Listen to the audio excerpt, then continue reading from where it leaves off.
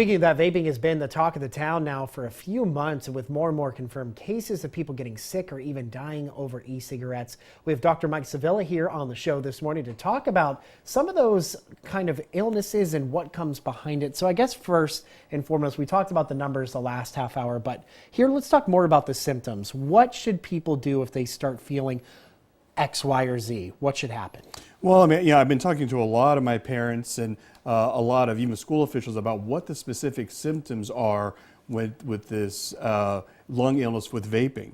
And I've been talking with them, and the main things to really look for are a sudden type of difficulty with breathing, difficulty with shortness of breath, coughing. That's really kind of as a rapid onset. There's also some weight loss and nausea as well. But if kids are starting to have these symptoms, I caution parents to ask if the kids are vaping, school officials, even doctors. We have to get it in our mind to ask these kids, are they vaping?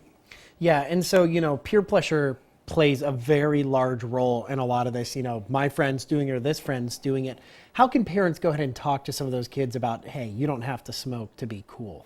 Yeah, so it can be a very difficult conversation, to have with these kids. But, in the news now, you're seeing all these cases. You're even seeing deaths around the country. And, it can be a little bit difficult to kind of approach kids with this. But, you start to say, hey, you're having this cough. You look like you don't look like you yourself. Are you vaping? There's a lot of kids that are vaping. Those are the type of approaches that I recommend parents take. And again, do you think everything comes in moderation? Do you think it's okay to moderately vape or use the e-cigarettes over some of those more chronic users? Yeah, especially, for adults. I've had, some of my adult patients, be able to get off smoking cigarettes, but definitely for kids, adults, adolescents, no vaping at all. All right, that's Dr. Mike Sevilla from the Family Practice Center of Salem joining us this morning. Thank you for taking the time to come here.